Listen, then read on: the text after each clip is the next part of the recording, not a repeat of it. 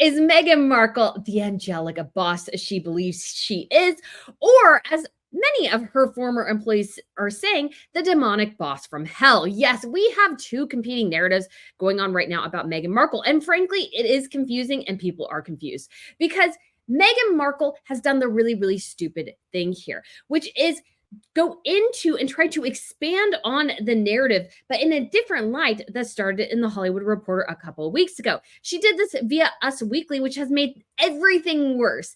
In addition to now, the Daily Beast has put its 2 cents in, saying that former staff members have called her demonic and psychotic, not to mention a narcissist. And so Meghan Markle definitely is taking the heat here. And I think so many people are wondering, what is the truth in this situation? Because you have two very, very different pictures of her. One where she is literally perfect in almost every single way, much like Mary Poppins. And the other side that, again, is sort of like the demonic boss from hell.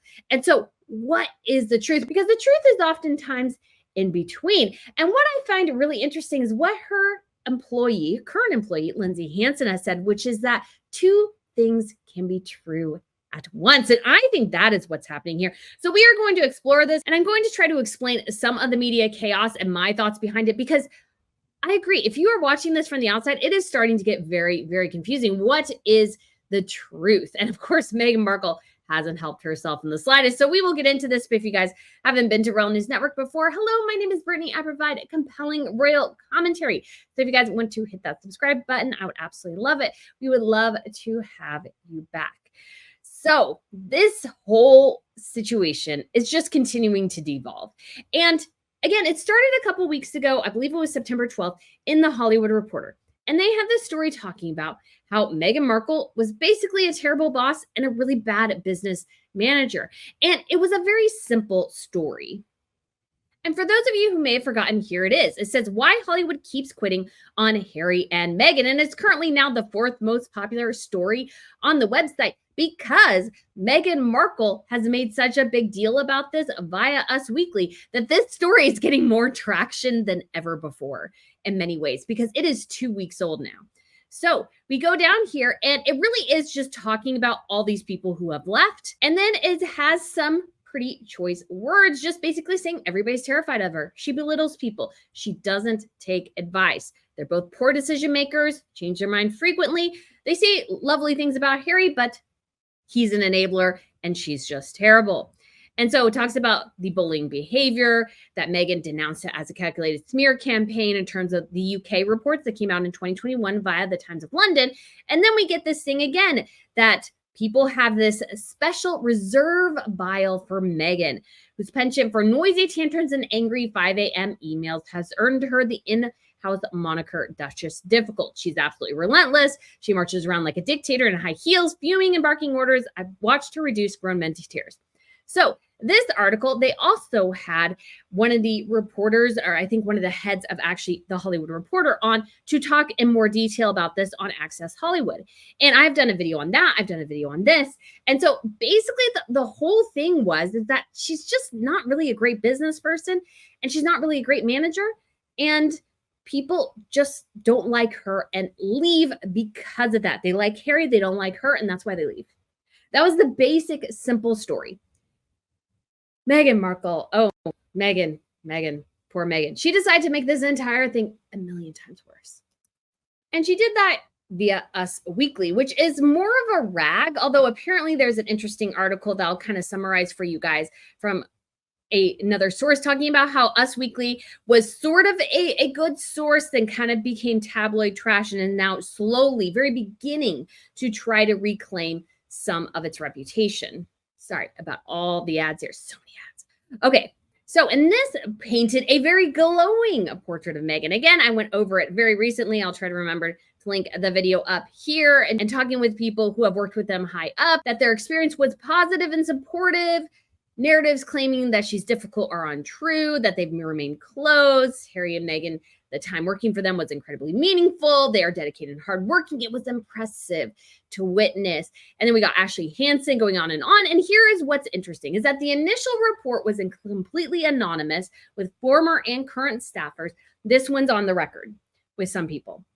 And I think particularly Josh Kettler is an interesting person on here because what he says, it can be both interpreted positively and negatively. So I see here when he says he was warmly welcomed, that doesn't mean he had a warm experience after that. It just means he was warmly welcomed. He came in and he was welcomed. That doesn't say anything about his actual experience. Then he goes on to say they are dedicated and hardworking. It was impressive to witness. And I interpreted this, and again, this is just my personal interpretation, is that he was saying it was impressive to witness two buffoons fail so badly while also trying to seem as dedicated and hardworking as they are. That is also how you could phrase it, because the language here is very interesting. And I want to point this out because I firmly believe that staff members contributed, some of them mentioned here contributed to both articles. 150%. And I actually think, this is again my personal opinion, that those here who are named, who are on the record, they were the ones most likely Harry and Meghan, or particularly Meghan, suspected of talking to the Hollywood Reporter. And her thing was, you have to go on the record or I will know it is you and I will come after you. That I think was a threat. Now, I don't know that for sure. That's just my theory, because it's very weird that they're going on the record now. Why not still keep it anonymous? It's a bit strange.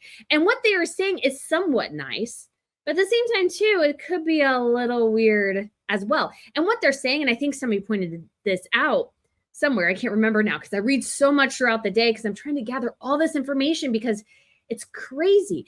And one of the things is that everything they're saying is probably true. They're not telling you the bad stuff though. I firmly believe that. And the other thing is they all like Harry, they all dislike her. And that is firmly established here as well, because if you go through this whole article, and again, I encourage you always, even when I show these articles, read them yourselves, make your own conclusions, is that this was very much about helping to rehabilitate Meghan's image in her image. What I mean by this is that looking at this article again, and again, I did a deep dive on like every single line yesterday. I'm convinced now more than ever that she is no longer with William Morris and Endeavor, a talent agency and a PR firm. Because no PR person in their right mind would ever let somebody go out like this. This is terrible, horrible PR. It is horrifically, horrifically bad. It is an overcorrection, and this is exactly what Meghan would want. If she is still with WME, she went rogue, and they don't want her anymore because this has made everything worse. And what she has done by doing this article, insisting this article go out, is that she has put blood in the water. And now more people than ever want to dig into Archewell, their staff, how it's functioning, the business, because throughout this US Weekly article, you get the sense that these people have meetings all the time, have nice little get-togethers, but get absolutely nothing accomplished because no one talks about the work of Archewell. No one talks about it. It doesn't seem like anything gets done. And we know nothing gets done because they've lost the deal with Spotify.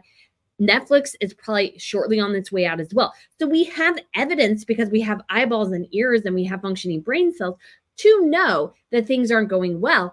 And then this article and this seemingly absolutely desperate attempt to try to rehabilitate her image actually doubles down on what was initially in the Hollywood Reporter article. Because one of the things I really picked up with is this idea that Meghan in particular doesn't take advice and makes horrible decisions along with Harry and frequently changes her mind. And I 100% believe that because I have witnessed the utter disaster that is American Riviera Orchard. That thing has been around now for 6 months, and there's literally nothing but her sending jam to a couple of people in April, one jam in May, and then crickets, absolute crickets, except for reports of trademark hell, that she's having a hard time getting the trademark, which means she can't get products to market, which means she's probably going to miss out on Christmas, and so many things that most normal businesses don't experience. Again, I did the example of Blake Brown, the hair care line from Blake Lively. What happened is she announced it on one day, and then 5 days later, it was literally on the stores in Target to sell. That's how you launch a brand. There was no seeing the whole trademark process play out publicly. because they didn't know it, nobody knew it existed, because you can sort of do the shadow corpse and file the trademarks and stuff. You don't have to be so public. She chose to be public. And so now everybody's digging because she's given them something to dig. And this is the same thing with the Us Weekly article. A couple of things that I thought were really concerning that her staff said that never were asked or never told, basically, you could say, because again, good PR is about not giving the press more to chew on. Meghan Markle has given us a ton to chew on here. And two of the things I pointed out was that, number one, a staff member said, well, she doesn't yell. I'm like, well, it said she threw noisy tantrums, not that she yelled. Throwing noisy tantrums can be slamming doors. But now that you said yell, now I think she yells. And we also have indications in the Daily Beast that she screams. So we have that. And then we also have this. Somebody went, well, why are people looking at Archibald so closely? It's not a criminal enterprise. I'm thinking to myself, I don't believe anybody ever said it was, but now I think that it is because you said it. Once you say things that were never within the initial report, now all I can think of is that so much of this is going on because they said it. Like, those were the things that came to their mind, which means there were things they were thinking on. So again, the clapback could not have gone worse. And now we're getting more stuff, this time from the Daily Beast. And again, this is stuff that didn't have to exist. But Meghan Markle needed to clap back at her haters. And now we have just a spiraling disaster. And it's just going to get worse, and it's just going to get worse. But again, I'm going to try to give you guys some guidelines to what I think. So this says, former employees of demon boss Meghan Markle recall psycho moments. That is just the headline you want, right? Right? So it says, Meghan Markle was a demon who had psycho moments as a boss. People who worked for her have told the Daily Beast.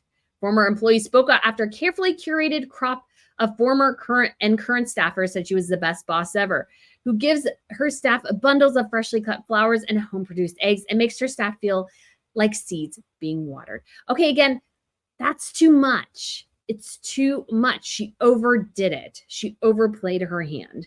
And she does this every time. She overcorrects, and it just feels like you read that and it sounds almost ridiculous and nonsensical. You don't believe it. It's crazy. And then it says, the positive portrait of Meghan's management style was painted in Us Weekly Tuesday as Team Meghan launched a fight back against the Hollywood Reporter that claimed Meghan was a dictator in heels who reduced grown men to tears. Sources close to the couple denied that story as a fabrication to the Daily Beast that week. Well, sources close to the couple means like friends. However, one courtier who worked for Meghan and Prince Harry told the Daily Beast, there have been plenty of difficult royals over the years, and I do think that after the ill feeling of Brexit when Harry and Meghan left the royal family, Meghan's bad moments were amplified and distorted and blown out of proportions. I actually don't think that's necessarily wrong. I think that's actually fairly true, that yes, how dismally they treated people got magnified because of how dismally they treated the royal family. And basically, how they left all their staff members really in the lurch by leaving. They kind of wrecked everyone here in this kind of hasty exit thing that was poorly planned and poorly managed. And so looking at all this together, it really is a Harry and Meghan problem. And because of how poorly they left things, of how poorly they managed their exit, it is coming back to bite them in various ways. So again, I don't have a lot of sympathy for Harry and Meghan because I believe this is a mess, once again, of their own making. This is a mess of their own making. So it says Princess Margaret regularly got people to hold out their hands to use as ashtrays, for example, and that's just laughed off as hilariously eccentric. Look at Prince Andrew. He was unbelievable to the staff. I haven't really read too much about Princess Margaret's or Prince Andrew's time as royal, so I can't really say definitively whether or not that is correct, but I would say it's probably not correct, if that makes sense. That said, there were definitely very, very bad, even psycho moments. I've witnessed people being chewed up in person and over the phone and made to feel like SHIT, which we have heard time and time again. And that was reiterated in the Times piece by Valentine Lowe, who kind of broke the whole thing apart. We heard it in the Hollywood Reporter piece, and we heard it before then too. We've heard this a lot of times. But it was an incredibly fraught time, and I'm inclined to give her the benefit of the doubt. She has said herself she felt like she needs to end her life at times. And again, I actually don't personally believe she ever really felt that way. I think she was just angry things weren't going her way. That, I think, is her anger, is realizing when she stepped into the royal family, she was not a Disney princess. She was a cog in the machine. And that's what ticked her off. That's what she hated. She wanted to be the star. She wanted to be treated like a princess. But oopsie doopsie, you married the sixth in line to the throne, honey. Kind of the writing's on the wall. It's a hierarchy. All royal families are hierarchies. Just because you're a Hollywood actress, just because you think your skin color makes you extra special, does not mean within that system you are extra special. You are a cog in the machine. Every royal knows that. I think Baggage Claim actually had a really good video talking about how the royal family, as a family, you have to share the spotlight. And that's entirely true. And it is also true, and I've made this analogy, but the crown is the sun in the royal family, and all the members orbit around it in varying ways. The closer you are to the crown, the greater the light shines on you, because people are not going to see you because of you. They're going to see you because of the crown. The overall monarchy, the history, the legacy, that is what people are attached to, really, at the end of the day. Without that, most of these people aren't that interesting. But the crown and the shine of it, that's what makes them impressive. That's what people glom onto. And so Meghan just didn't seem to get that. And I think that was her frustration. And she wanted to clap back. She made a mention of this numerous times. Clap back at every single negative article. And we've seen how poorly that plays out, and how it's much better to just let sleeping dogs lie. So it goes on to say, the source pointed out, Jason Knapp sent an email talking about Meghan's behavior. Another person who worked with Meghan in the run-up to her wedding told the Daily Beast, I always thought she was a classic narcissist, and getting her staff to tell a magazine how amazing she is only confirms that in my mind.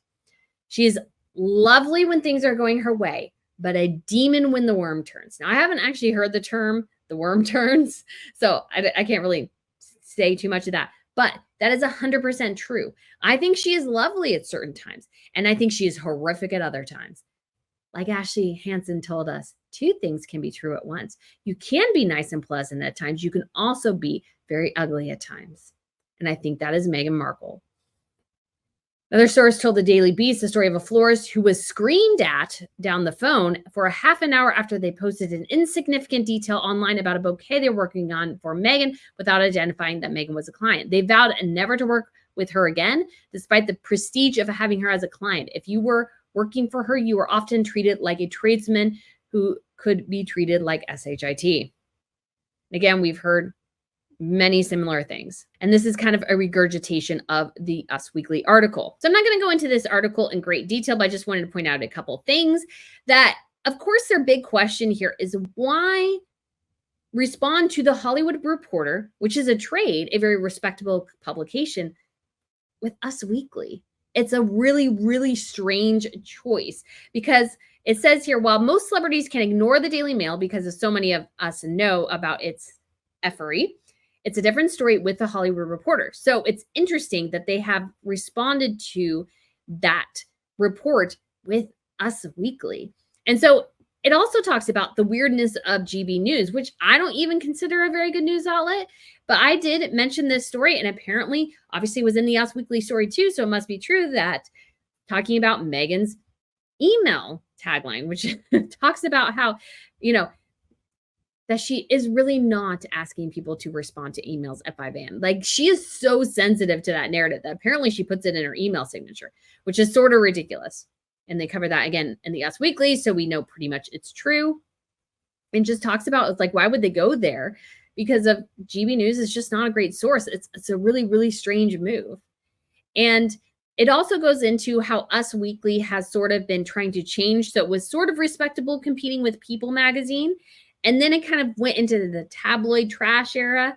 And then it's sort of trying to revamp itself, you could say, into a more respectable publication. And this is because of Dan Wakeford, who is now the editor-in-chief. He was the previous editor-in-chief at People magazine. He also has a connection to Entertainment Weekly. He also was the one who wrote the article about Meghan's 5 friends, who are allowed to remain anonymous, by the way, to all those people complaining that, because they went on the record now, all those staff members, that you can't rely on the anonymous sources. Well, then it's like, why do you believe her anonymous friends? You can't have it both ways. You have to either allow for anonymity or you have to demand names. You can't have it both ways. You can't say, oh, it's fine that the friends remain silent. They're private, right?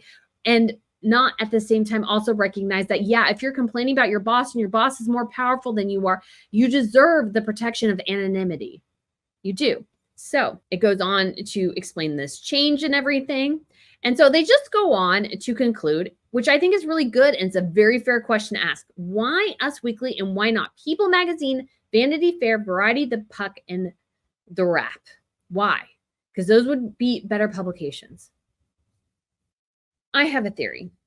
And this is just my theory. I don't really know.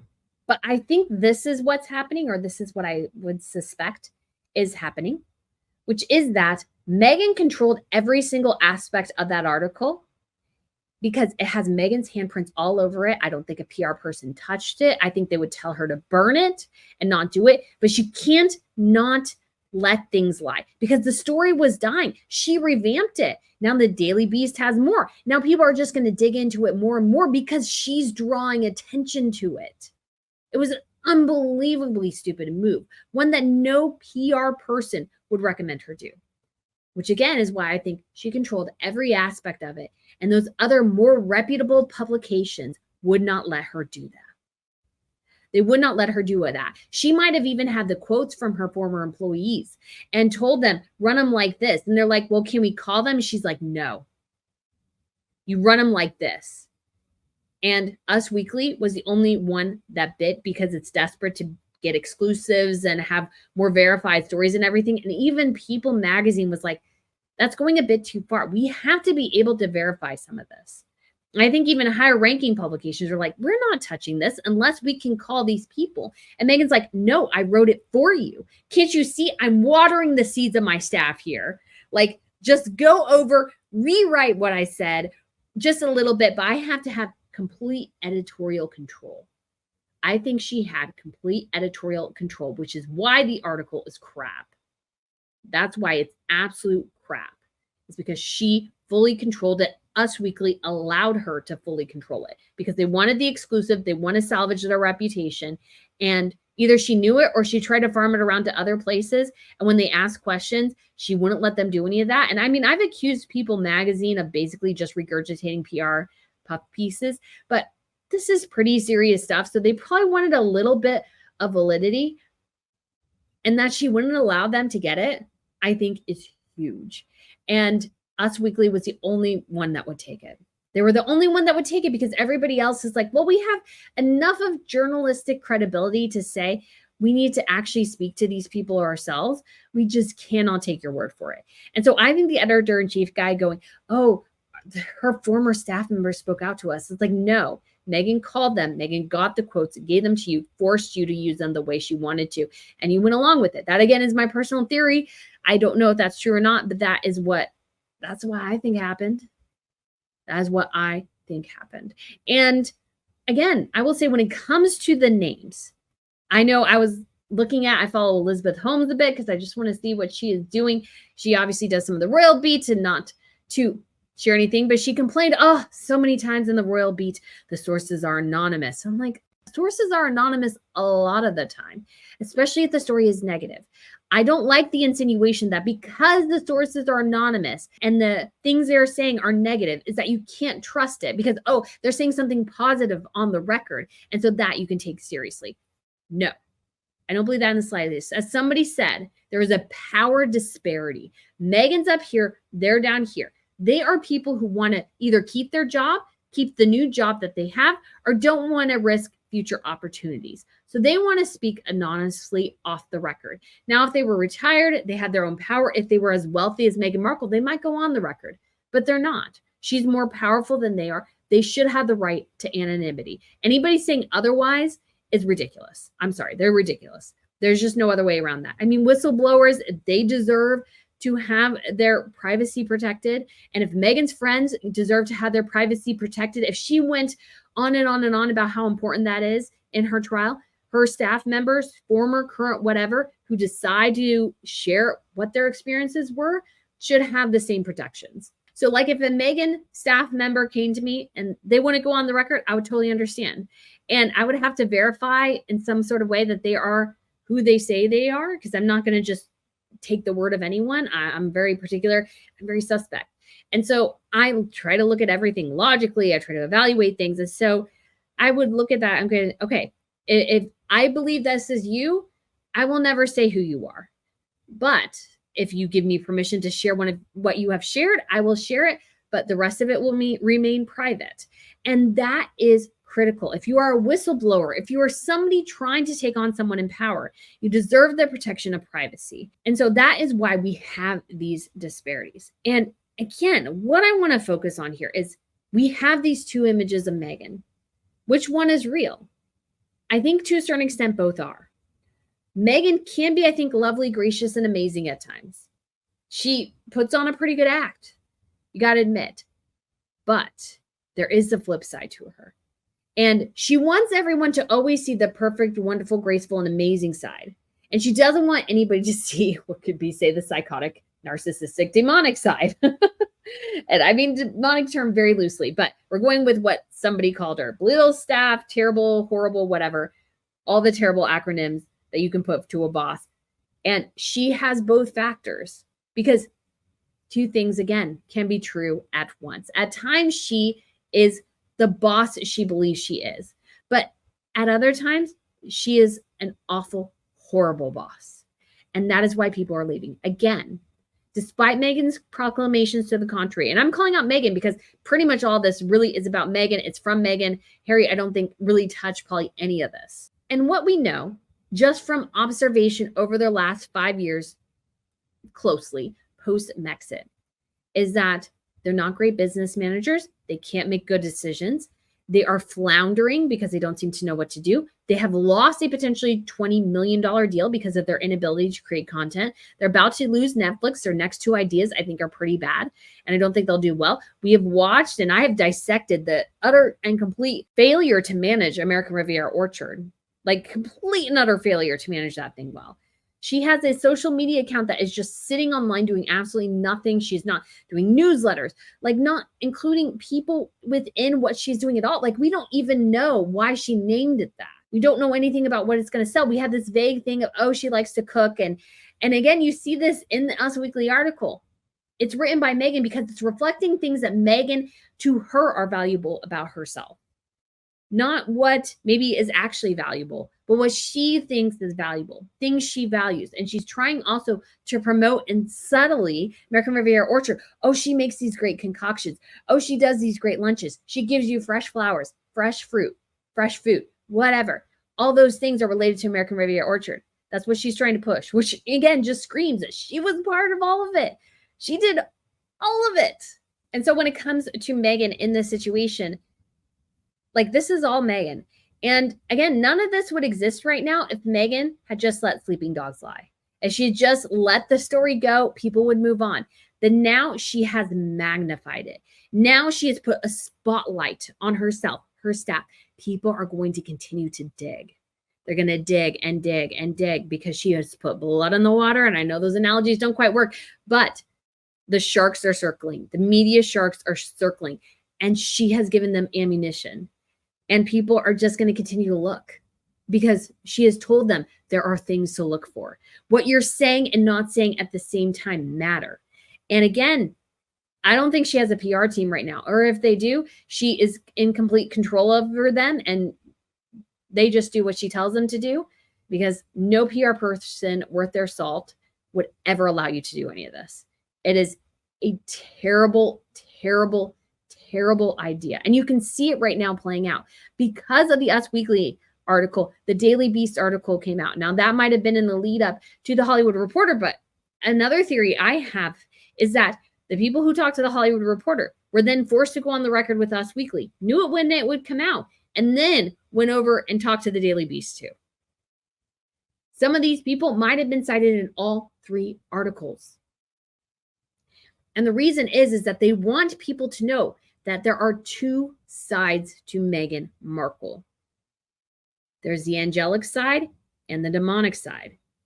And they are both real And they are both something the staff members experience. But I think the staff want people to know, the world to know, that the one side you see is true, but there's also the underbelly.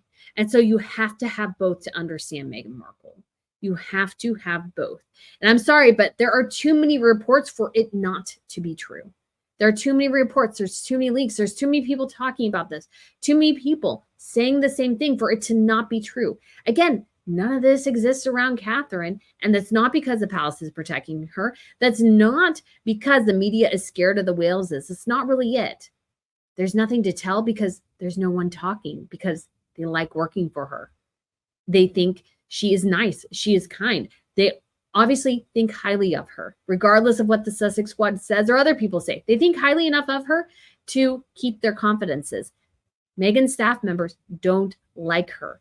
And she twisted their arm to get them to talk to Us Weekly. And they felt obligated. They felt like they had to. They felt like they had no option. And so I think this is something important to remember with all this, is that there are two sides to Meghan Markle. There is the kind side, and then there is the nasty, terrible, horrible side to her. And both of those things do 100% exist. And I think although there is all these narratives, I think they all prove the same thing in some ways. And I think, like I said, guys, the two sides do exist, but Meghan just wants to conceal that other unfortunate side to herself. But her former staff members aren't letting her do that. Her former and current staff members aren't letting her do that. And this whole situation has revealed her to be a rather two-faced person. So guys, let me know what you think of this video. Let me know what you think of my theories. I'd love to get your thoughts. Another big question is, of course, what about James Holt, the guys who's been there since they were royals? Oh, another theory I have is that those who were allowed to remain anonymous are those Harry and Meghan trust, or at least Meghan. Meghan trusts them, so she allowed them to remain anonymous. Those she questioned had to go on the record. So guys, thank you so much for watching. Let me know what you think, and I shall see you soon. Bye.